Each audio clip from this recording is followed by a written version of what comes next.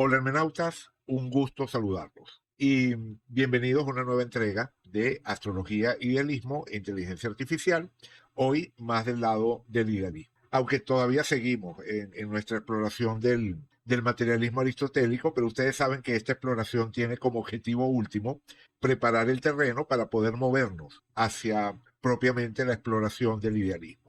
Y la idea es que hoy terminemos con el materialismo aristotélico, que ya está largo, ¿no? Y probablemente la semana que viene podamos cerrar en un solo video el tema del fisicalismo. Y si podemos cumplir ese cronograma, entonces para cuando Plutón termine de entrar en Acuario de forma definitiva, que será para el 19 de este mes de noviembre, bueno, para ese momento ya estaremos explorando las posibilidades de una astrología de corte idealista. Y sí, realmente me entusiasma saber que falta muy poco para que podamos comenzar con esa exploración del idealismo analítico de Bernardo Castro, que ya saben que es la versión del idealismo que me interesa que examinemos con la idea de que pueda ser un posible fundamento ontológico para la astrología. Y hablando de Bernardo Castro y de su propuesta, les confirmo que ya está disponible en Amazon su último libro. Les había comentado en un video anterior que iba a salir el 1 de noviembre, efectivamente ya está disponible.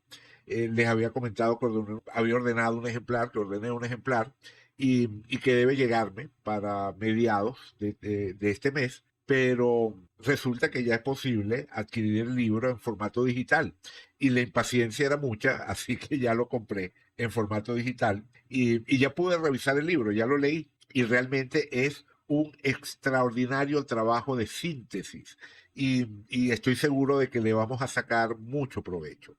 Sin embargo, también tengo que admitir que creo que a pesar de que dentro de la bibliografía de Castro, este libro se convierte de aquí en adelante en una referencia imprescindible y que hay, yo creo que aportes particulares de este libro, que el libro no solamente es una síntesis, sino que hay algunas ideas, no sé si decir nuevas, pero nuevas en su formulación y ya eso puede ser súper enriquecedor, precisamente por esa capacidad de síntesis que les decía. Pero también creo que a pesar de todo eso, este libro no sustituye o no le resta importancia a libros anteriores de Castro, en particular a esos dos que ya les había mencionado que quería revisar, porque el materialismo es un embuste y la idea del mundo. Yo creo que ahora tenemos una trilogía, más que pensar que este nuevo libro sustituya a esos dos, creo que ahora tenemos una trilogía para movernos dentro de esta propuesta filosófica de Castro.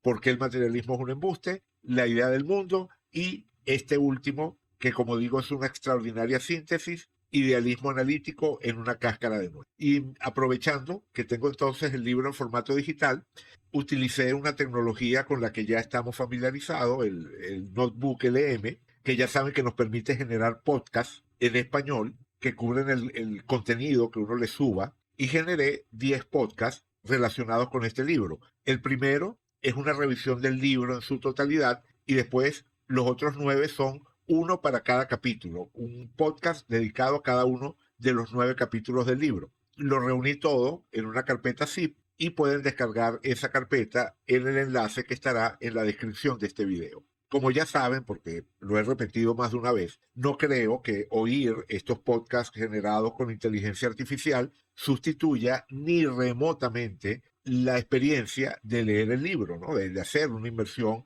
directa en ese material. Pero definitivamente es un buen punto de partida para quienes quieran comenzar a hacerse una idea de en qué consiste ese idealismo analítico que ha desarrollado Bernardo Castro. Y puede ser algo que valga la pena oír de esos podcasts antes de que entremos a discutir ese material en esta serie de videos que estamos adelantando. En todo caso, como les digo, en la descripción del video encontrarán ese enlace si quieren tener una muestra inicial del pensamiento de Castro. Por ahora, vamos con el contenido de nuestro video de hoy, a ver si efectivamente podemos dar por concluida nuestra revisión de los problemas que el materialismo aristotélico le genera a la astrología. Entonces, sin más preámbulos, comencemos. En el video anterior estuvimos hablando del modelo del mundo, de la visión del cosmos que manejaba el materialismo aristotélico y que formó parte de la tradición astrológica o se integró dentro de la tradición astrológica a través de la obra de Ptolomeo, a través del famoso Tetrabiblos. Estamos hablando de esa visión del mundo que describe el universo como un sistema de esferas concéntricas, cada una correspondiendo a uno de los 7 planetas tradicionales y con la Tierra inmóvil en el centro. Y se trata de un sistema muy sugerente y permitió articular, desarrollar más aún el lenguaje de la astrología. Pero se trata de una descripción de la realidad que no resistió el paso del tiempo, que simplemente fue evidenciada como falsa, ¿no? Eventualmente se vieron sus limitaciones y terminó siendo sustituida por las sucesivas versiones del cosmos que nos ha proporcionado desde entonces la ciencia moderna.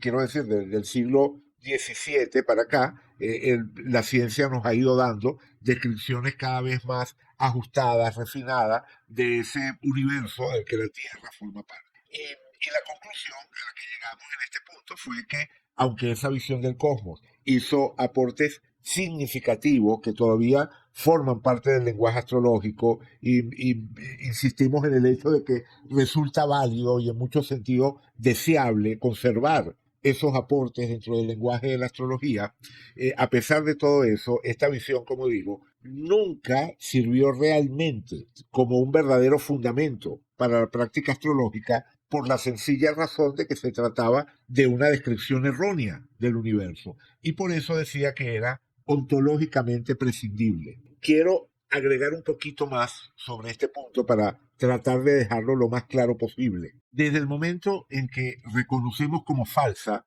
una descripción del universo y de su funcionamiento, como esta que estamos comentando de Aristóteles, tenemos que considerarla ontológicamente irrelevante y eso no cambia por el hecho de que la valoremos, por el hecho de que seamos capaces de apreciar su validez desde un punto de vista simbólico y conservemos muchas de las imágenes que esa visión le aporta al lenguaje de la astrología. Porque recordemos que nuestra indagación sobre un piso ontológico, nuestra búsqueda de un piso ontológico, tiene como objetivo fundamentar esa experiencia continua de observar relaciones entre lo que ocurre en nuestras vidas y el simbolismo astrológico, es decir, esa continua correspondencia entre el simbolismo astrológico y lo que se manifiesta en nuestras vidas. Eso es lo que hemos llamado el hecho astrológico y cuando estamos tratando de encontrar un piso ontológico para la astrología, estamos tratando de encontrar una respuesta a la pregunta ¿cómo debe ser el mundo en un sentido esencial para que este tipo de experiencias puedan ocurrir? O diciéndolo de otra forma, ¿cuál debe ser la naturaleza última de la realidad para que la astrología pueda funcionar? Y si reconocemos algo como falso, necesariamente hay que excluirlo de cualquier respuesta a esas preguntas. Estamos tratando de encontrar una verdad. Así que cualquier modelo que se evidencie como erróneo es prescindible. Nada que reconozcamos como falso puede tener relevancia en esta búsqueda, independientemente de su utilidad desde un punto de vista instrumental. Por supuesto, en este punto se puede argumentar, y es válido tratar de argumentar, que ese cosmos aristotélico durante siglos formó parte del conjunto de creencias que le permitían a un astrólogo realizar su trabajo, es decir, que le permitían a un astrólogo confiar en la racionalidad, en la veracidad, en la coherencia del trabajo que estaba realizando. Pero me permitiría decir que en ese caso estamos en una situación que podemos compararla con La pluma de Dumbo. No sé si recuerdan esa película animada de 1941 que cuenta la historia de Dumbo, un elefante que nace con unas orejas enormes que lo convierten en objeto de burlas, que inicialmente lo convierten en objeto de burlas, pero que con el tiempo se descubre que esas mismas orejas, ridículas, enormes, le permiten volar. En un punto de la película hay un ratón llamado Timothy que se hace amigo de Dumbo y quiere ayudarlo y sigue el consejo que le da un cuervo y ese cuervo le da una pluma, que es una pluma común y corriente, y le dice que se la dé a Dumbo, diciéndole que es mágica, que es una pluma mágica que le va a permitir volar si la sostiene. Y efectivamente, eso es lo que hace este ratón, Timothy. La realidad, por supuesto, es que Dumbo es perfectamente capaz de volar sin la pluma. Pero en un primer momento, y gracias a esa pluma, se atreve a intentar el vuelo. Como era de esperarse, al final de la película, Dumbo pierde la pluma mientras se enfrenta a una situación límite y descubre en ese momento que realmente no necesita la pluma para volar. En ese momento él es capaz de volar y por supuesto, bueno, dentro de la lógica de la película es un momento de autodescubrimiento y un momento de conectar con ese poder que siempre estuvo dentro de él. Cuando en el video anterior dije que el cosmos aristotélico tolemaico era ontológicamente prescindible, me estaba refiriendo exactamente a esto, a que esa visión del cosmos para la astrología fue algo similar a la supuesta pluma mágica para Dumbo, un punto de apoyo necesario en un determinado momento que le permitió desarrollar su capacidad para volar o desarrollar aún más su capacidad para volar, pero que en un determinado punto de la historia se evidencia como algo falso de lo que es posible prescindir. Y eso no tiene por qué significar un empobrecimiento de la astrología. Al contrario, igual que Dumbo conservó su aprendizaje del vuelo, una vez que se deshizo de la pluma, la astrología también conserva mucho de lo que desarrolló en términos de lenguaje y en términos de técnicas de interpretación a partir de ese cosmos aristotélico, pero desecha ese cosmos, o tiene que desechar ese cosmos, como Dumbo desecha la pluma, y seguir en la búsqueda de un piso ontológico verdadero, es decir, de un piso ontológico en el que podamos creer. El punto es ese, que desde el momento en el que dejamos de creer en la pluma, ya no tiene sentido sostenerla. Pero podemos dejar de creer en la pluma y sin embargo continuar volando y desarrollando la capacidad de vuelo. Pero entonces queda la pregunta, si la pluma no es lo que me permite volar, entonces ¿qué es lo que me permite volar? Ustedes entienden, ¿no? Haciendo la analogía con la interpretación astrológica.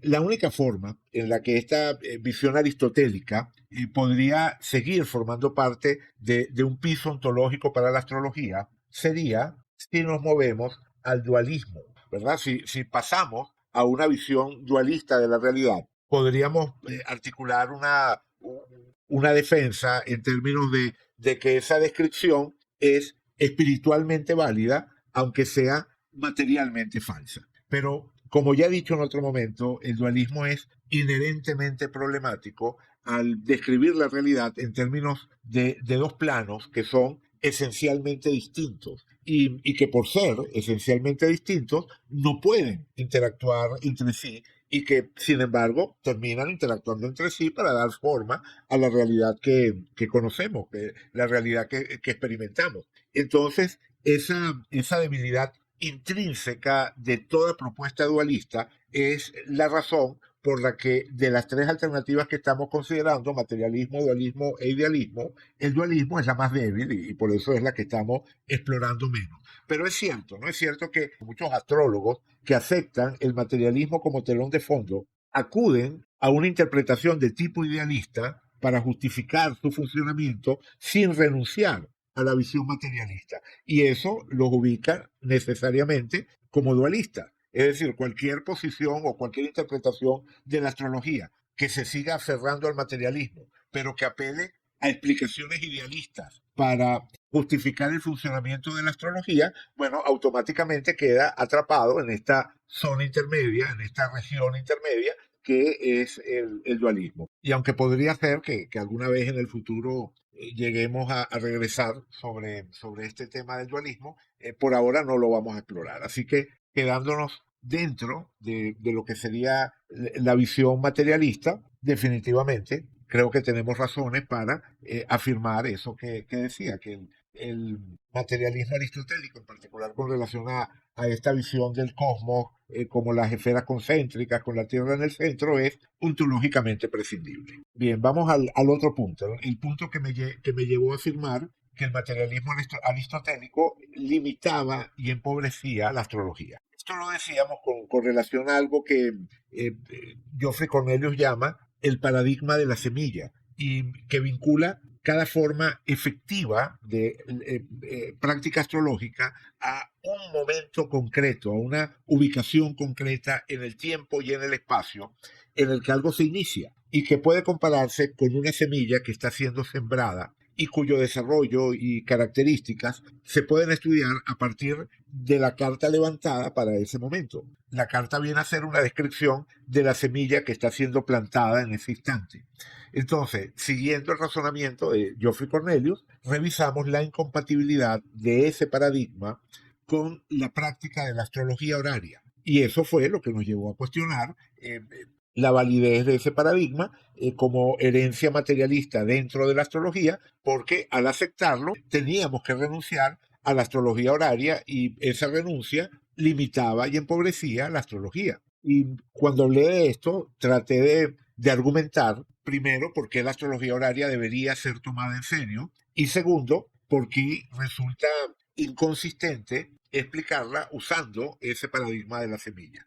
Pero sé que hay muchos astrólogos y muchos estudiantes de astrología que simplemente no toman en serio la astrología horaria y que entre quienes sí la toman en serio, hay muchos que piensan que ese paradigma de la semilla efectivamente sí se puede aplicar para explicar su funcionamiento. Y por eso es que pensé que valía la pena, como dije al final del video anterior, valía la pena abordar esas críticas al paradigma de la semilla desde una plataforma diferente. Y la plataforma que estoy sugiriendo es la de las cartas natales de personajes de ficción.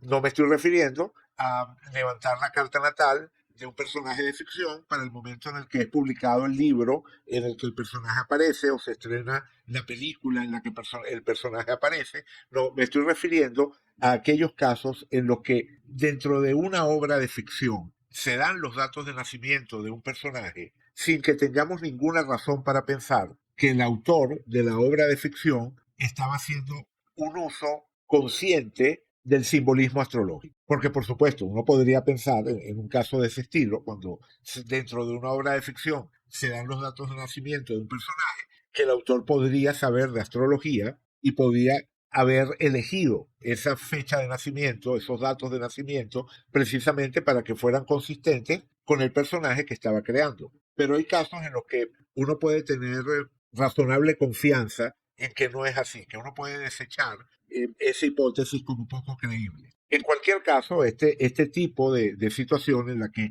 dentro de la obra de ficción se dan los datos de nacimiento del propio personaje, no es algo especialmente frecuente, pero cuando uno se tropieza con esos casos pueden ser muy interesantes.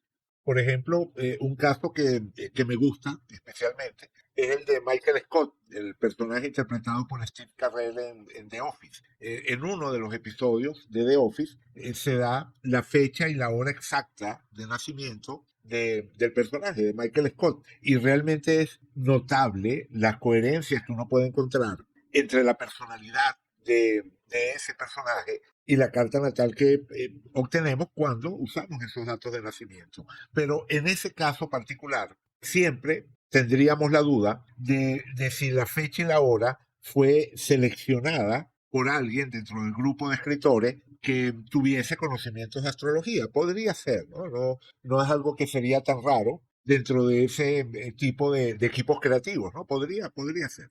Entonces, a pesar de que es un caso que me gusta, quiero que revisemos uno que me parece que es mucho mejor desde el punto de vista que nos interesa. Y el ejemplo al que me estoy refiriendo es el de Jean-Baptiste Grenouille, el protagonista de la novela El perfume de Patrick Susskind, que es uno de los asesinos seriales más terribles y al mismo tiempo más fascinantes que podemos encontrar dentro de todos esos universos de ficción. Dentro de la novela, Susskind nos da la fecha exacta de nacimiento de Grenouille, el 17 de julio de 1738, en París, y además de eso, da una serie de datos alrededor de las condiciones que rodearon ese nacimiento que permite ubicarlo entre el final de la mañana y el comienzo de la tarde, es decir, cerca del mediodía, no más temprano de las 11 de la mañana, no más tarde de la 1:30 de la tarde. En ese rango debió nacer Grenouille. lo que reduce sus posibles ascendentes a Libra o Escorpio.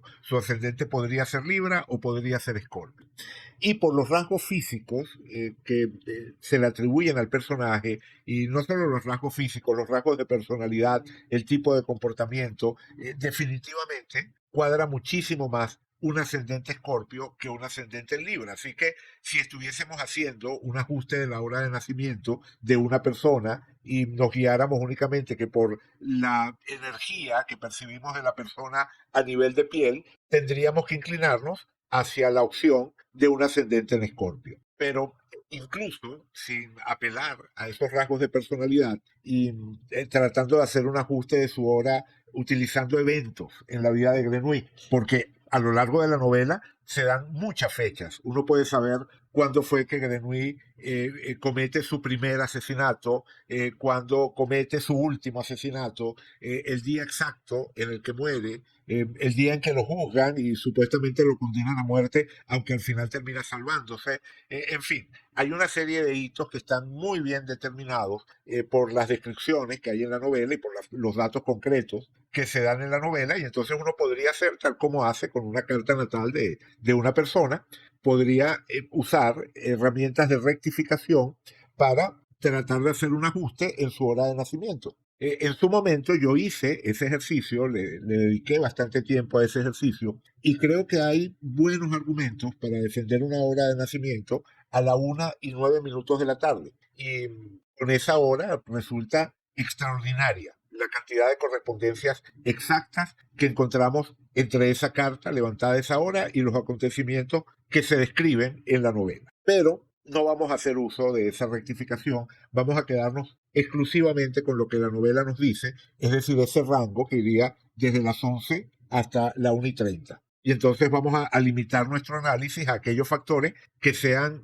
independientes de cualquier ajuste en la hora, que simplemente sean válidos dentro de ese rango, que sabemos que es el rango en el que Grenouille debería haber nacido. Y realmente hay un solo punto que me interesa revisar, que son las progresiones que estaban activas en el momento de su muerte. Sin embargo, para poder apreciar esas progresiones, para entender la carga simbólica tan poderosa que tienen esas progresiones, tenemos que hablar del personaje y tenemos que hablar de la novela y tenemos que hablar de la forma en la que muere. Le estoy haciendo un spoiler a la novela para quienes no la hayan leído o no hayan visto la película.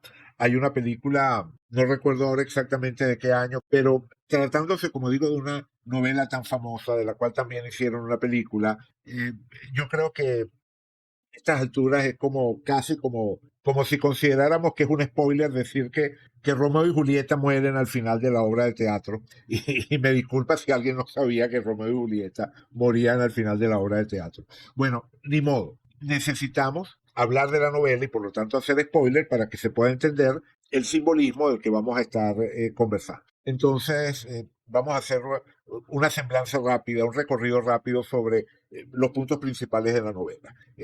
Grenouille llega al mundo el día más caluroso del año, se describe como el día más caluroso del año en el lugar más nauseabundo de París, que además se describe como la ciudad más nauseabunda de Europa.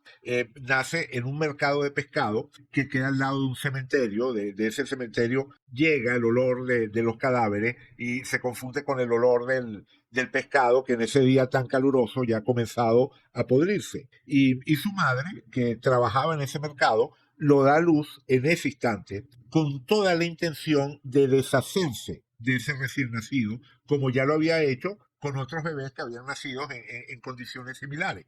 Es decir, simplemente pensaba abandonarlo junto con los restos de pescado y dejarlo morir allí. Pero Grenouille reacciona, llora, y eso hace que los transeúntes que estaban alrededor se percaten de que allí hay un bebé recién nacido, lo rescatan y la madre entonces es apresada y es condenada a muerte por ese intento de infanticidio. Así que puede decirse que ese primer llanto de Grenouille, que es también su primera respiración, ya causa una primera muerte, que es la muerte de su madre. Que por supuesto que hay que reconocer que la madre quería matarlo a él, así que era una especie de lucha por la supervivencia, ¿no? entre los dos. Pero definitivamente todo esto que estoy describiendo, tiene una carga simbólica fuertemente plutoniana. Y eso se corresponde con el hecho de que Plutón es el primer planeta que encontramos en su carta cuando empezamos a recorrerla desde el ascendente. Vamos a poner la carta para que se vea de qué estoy hablando. Esta de acá es la carta levantada con esos datos. Está calculada para la 1:09, pero como les dije, podría ser válida a cualquier hora desde las 11 de la mañana, más o menos, como por acá, hasta la 1:30, que sería más o menos como por aquí. Y dentro de ese rango podemos ver que Plutón está o en conjunción con el ascendente o es el primer planeta con el que uno se encuentra al empezar a recorrer la carta desde el ascendente. Es lo que llamamos el primer planeta de la carta. Y eso cuadra muy bien con la idea del asesino serial y también con el tipo de personalidad de Grenouille. Y realmente eso de tener a Plutón como primer planeta de la carta y quizás en conjunción con el ascendente, cuadra muy bien con eso de nacer matando, nacer causando la muerte inmediata de la madre y ni siquiera como ocurre o como uno está acostumbrado a oír de casos de ese estilo, cuando la madre muere a raíz del parto, porque hubo complicaciones en el parto. No, en este caso, la madre muere por una acción concreta realizada por el bebé. Grenouille suena la alarma con su llanto, que va a hacer que capturen a la madre y que por supuesto también le va a permitir a él sobrevivir. Como digo, es una lucha por la supervivencia, ¿no? Es un asunto de matar o que me maten. En general es algo bien plutoniano, ¿no? Ese tipo de situaciones relacionadas con la supervivencia que nos llevan a un límite. Y la primera característica que tiene Grenouille desde ese momento, desde recién nacido, es que carece completamente de olor corporal, no tiene un olor propio. Y al mismo tiempo tiene un sentido del olfato extraordinario, algo que lo convierte en un genio del mundo de los olores y que terminará llevándolo a convertirse literalmente en un genio de la perfumería, que era capaz de identificar cualquier aroma y con los ingredientes apropiados recrear ese aroma. Esa misma condición de carecer de un olor propio, y el autor la vincula a una reacción que Grenouille provoca en la gente, una reacción general de rechazo, como si la gente sintiera que hay algo raro en él, aunque no pudieran terminar de precisarlo. Y como resultado de esa ausencia de olor, Grenouille tiene también una especie de invisibilidad. Puede estar al lado de una persona y la persona no se da cuenta de que está allí, no lo percibe, hasta que él se hace notar de alguna forma. Entonces, es como una variante, ¿no? de ese casco de invisibilidad de Plutón. No sé si recuerdan que en la mitología una de las asociaciones de Plutón era que tenía un casco de invisibilidad que le permitía moverse por el mundo sin ser detectado. Bueno, Grenouille, tal cual como el Plutón mitológico, con ese Plutón tan cerca de su ascendente, tenía también esa característica de invisibilidad. En cualquier caso, el motor de la acción de la novela es que Grenouille en un momento determinado se obsesiona con el olor de ciertas jóvenes preadolescentes, no de todas, sino de ciertas jóvenes preadolescentes particulares que emanan un aroma, un perfume que lo fascina. Y comete su primer asesinato a los 15 años tras perseguir ese aroma que acaba de sentir por todas las calles de París, ¿no? Él siente el aroma y lo va siguiendo por distintas calles hasta que llega donde está la muchacha de la que emana ese aroma. Y él se acerca a ella y la estrangula, la mata, simplemente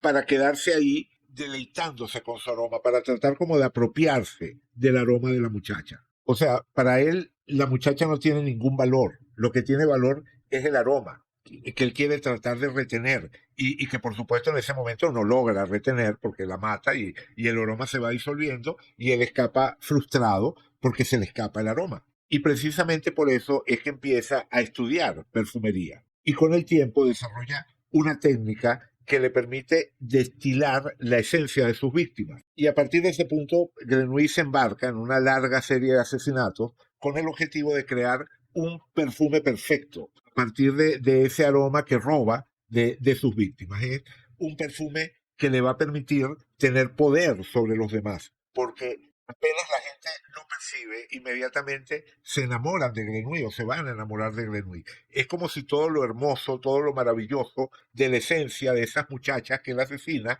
quedara atrapado en el perfume y él pudiera entonces aprovechar, instrumentalizar esa belleza como una herramienta a su servicio. Y entonces esa misma gente que en condiciones normales lo consideraban repulsivo, lo rechazaban, cuando sienten el aroma, como digo, bueno, se enamoran de él, es como una especie de superpoder. Y gracias a ese perfume es que Grenouille escapa al castigo de sus crímenes, porque al final lo descubren y lo condenan a muerte, lo juzgan, lo condenan a muerte, pero cuando lo van a ejecutar se ponen unas gotas del perfume y la multitud que se ha reunido a verlo morir se enamora instantáneamente de él y bueno, se genera una escena que es memorable dentro de la novela y allí él se da cuenta de que podría llegar a gobernar Francia o podría llegar a gobernar el mundo usando ese perfume. Pero también se da cuenta del enorme desprecio que siente por la humanidad. Y a raíz de ese desprecio tan grande, termina yéndose de ese pueblo en el que estaba, un pueblo de perfumistas, y regresa a París. Y regresa precisamente a ese cementerio al lado del lugar en el que había nacido, a ese cementerio nauseabundo, y se queda allí hasta la noche, cuando se reúne en ese lugar una turba de indigentes. Y en un momento, después de la medianoche, él se vacía el frasco de perfume encima y esa turba que estaban reunidas allí, cuando sienten el aroma, bueno, se sienten arrastrados por esa pasión irresistible que el perfume produce y lo devoran, literalmente lo devoran. O sea, se genera una especie de frenesí, de adoración, de locura, y lo devoran, no dejan ni un hueso. Grenouille entonces desaparece por completo, muere consumido por ese deseo que su perfume perfecto despierta en la gente y que era también un reflejo de ese mismo deseo insaciable que lo había llevado a cometer todos sus asesinatos. Y ahora que ya estamos familiarizados con el personaje y con las circunstancias de su muerte, bueno, ahora sí podemos apreciar el simbolismo de las progresiones que estaban activas en ese momento de su muerte. Como pueden ver en su carta, Venus está en conjunción con el nodo norte y ya eso sería un simbolismo interesante para esa búsqueda continua del perfume perfecto, porque sabemos que Venus, entre otras cosas, está asociado a los olores agradables, a todo lo grato, pero a los perfumes en particular. Y si el ascendente fuese Libra, esa Venus sería especialmente importante por ser regente del ascendente, y si fuese Escorpio, también sería especialmente importante porque sería el único planeta en la casa 10. Yo me inclino, como ya saben, por esa interpretación, ¿no? Que Venus es el único planeta en su casa 10, que además eso cuadraría con el hecho de que su profesión era la de perfumista. Y con eso tendríamos a Plutón exacto sobre el ascendente. Pero en cualquiera de los dos casos, ascendente Escorpio o ascendente Libra, esta Venus es fundamental para entender al personaje, sobre todo por esa conjunción con el nodo norte. Y cuando ponemos las progresiones para el momento de su muerte, fíjense qué cosa tan interesante. Una luna nueva progresada justo sobre esa Venus. La luna nueva progresada en el grado 29, perdón, 22 de Leo, en el grado 22 de Leo, y la Venus natal en el 2146. Es decir, una alineación perfecta entre esa luna nueva progresada y esa Venus. Pero como eso está ocurriendo al lado del nodo norte, sabemos que se trata de un eclipse. Es decir, esa progresión para el momento de la muerte está describiendo un eclipse, que es literalmente un momento en el que el sol es devorado. Recuerden que en la antigüedad llamaban a los nodos la cabeza y la cola del dragón por aquella idea de que era un dragón que se comía al sol. Entonces hay un simbolismo relacionado con el tema de devorar asociado al eclipse. Sí que hay una relación directa entre el simbolismo del eclipse y la manera en la que muere Grenouille, eso de ser devorado por esa turba, y más todavía cuando caemos en cuenta de que el mecanismo que pone en marcha el ser devorado es precisamente ese perfume perfecto que él ha desarrollado y que de alguna manera era el eje de todas sus búsquedas, su máxima aspiración, lo que se corresponde con ese simbolismo de Venus en conjunción con el nodo norte en una parte alta de su carta. Por supuesto, podríamos hablar muchísimo más, podría extenderme e incluir muchos otros detalles simbólicos coherentes, pero yo creo que este solo ya es lo suficientemente impactante como para decir sí, existe una coherencia, no solo entre la carta natal y el personaje, sino también entre el desarrollo en el tiempo de esa carta natal y los acontecimientos en la vida del personaje, en particular en este caso con el momento de la muerte y el simbolismo asociado a ese momento de la muerte. Y como no solamente es que no hay motivos para pensar que Patrick Süskind haya tenido interés por la astrología, haya investigado algún tema astrológico, no hay referencias astrológicas ligadas a Patrick Süskind, y además de eso hay un dato especialmente curioso que termina de desechar esa posibilidad de que la novela haya sido escrita para ser premeditadamente consistente con el simbolismo astrológico, y es la inconsistencia que hay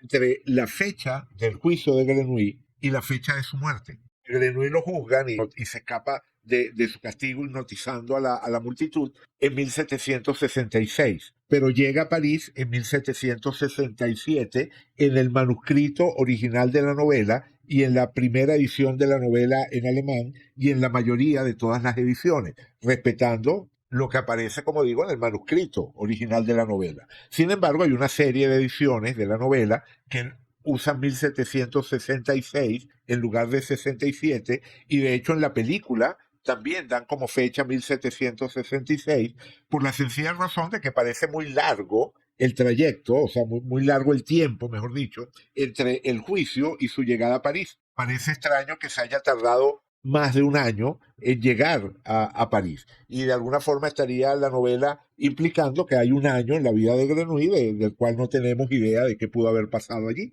Pero lo cierto es que en el manuscrito el juicio está fechado en 1766 y la llegada a París en 1767. Y la novela hubiese estado planeada desde el comienzo para hacerla coincidir con estos acontecimientos desde el punto de vista astrológico, lo natural hubiese sido que el juicio lo hubiese puesto el autor, ya que no hay ninguna razón para elegir un año u otro, tenía absoluta libertad creativa, podría haberlo puesto en 1767 y reducir el viaje de Grenouille desde ese pueblo hasta París. Pero el solo hecho de que en el manuscrito haya quedado de esa forma hace pensar en un proceso creativo totalmente espontáneo. Y como dije, además no hay ninguna fuente que vincule ni remotamente a Patrick Süskind con algún grado de conocimiento astrológico. Entonces podemos afirmar que nos encontramos ante un caso en el que hay una correspondencia perfecta, extraordinaria,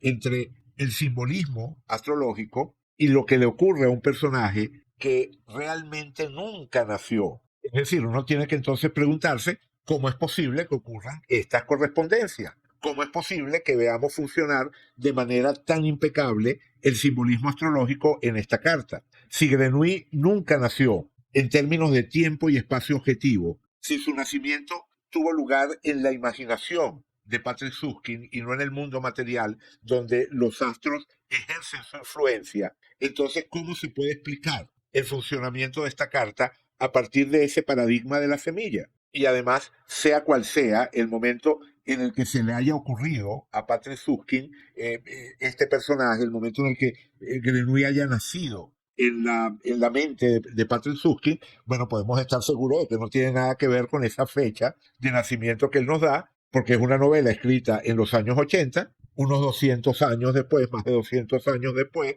de esa fecha de nacimiento que tenemos de Grenouille. Así que podemos descartar ese tipo de razonamiento de John Gadbury, ¿se acuerdan? ¿No? En el video pasado les mencionaba a John Gadbury, que es el vocero de quienes buscan aplicar este paradigma de la semilla para explicar el funcionamiento de la astrología horaria. Entonces no podemos usar esa idea de el nacimiento de la mente o del nacimiento que ocurre en la mente para explicar cómo está funcionando esta carta. Es decir, podemos afirmar que el hecho de que la carta de Grenouille se corresponda con su personalidad y con los acontecimientos en su vida es algo que roza el terreno de lo mágico. Aunque más adelante, cuando lleguemos por fin a nuestro tema central, al tema del idealismo, vamos a ver que realmente no es tan mágico, que este tipo de cosas son esperables cuando uno aborda la astrología desde un paradigma idealista. O sea, dentro de una ontología idealista, esto realmente no tiene misterio, es algo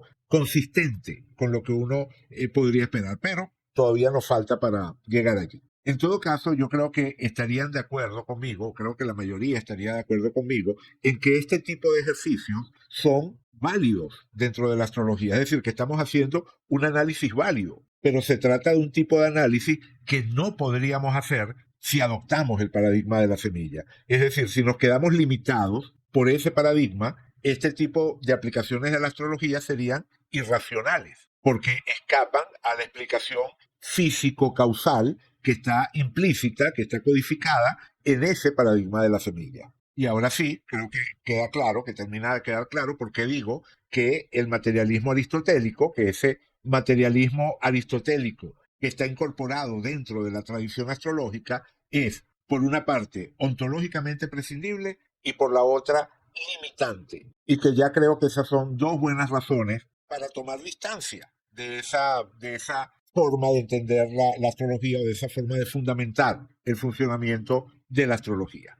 Para el próximo lunes, entonces, vamos a abordar el último punto del materialismo que nos está faltando, que es el fisicalismo, ¿verdad? El fisicalismo, que es la versión moderna del materialismo. Y eso nos va a sacar de toda esta discusión que hemos estado teniendo referente a temas ligados a la tradición astrológica y nos va a ubicar en tiempos más recientes o incluso contemporáneos, conectándonos con las discusiones, con los debates que se dan alrededor de esa relación entre la astrología y el fisicalismo de la ciencia moderna. Y como les dije al comienzo, tengo la esperanza de que con un solo video podamos cerrar ese tema y por fin movernos hacia la sustancia real de este hilo, de esta discusión que quiero que tengamos, que es el idealismo. Bien, entonces lo dejamos hasta aquí por hoy. Si les gustó el video, les agradecería mucho que dejaran un me gusta. Si no se han suscrito al canal, les agradecería que se suscriban. Y entonces será hasta el próximo lunes. Muchas gracias y hasta pronto.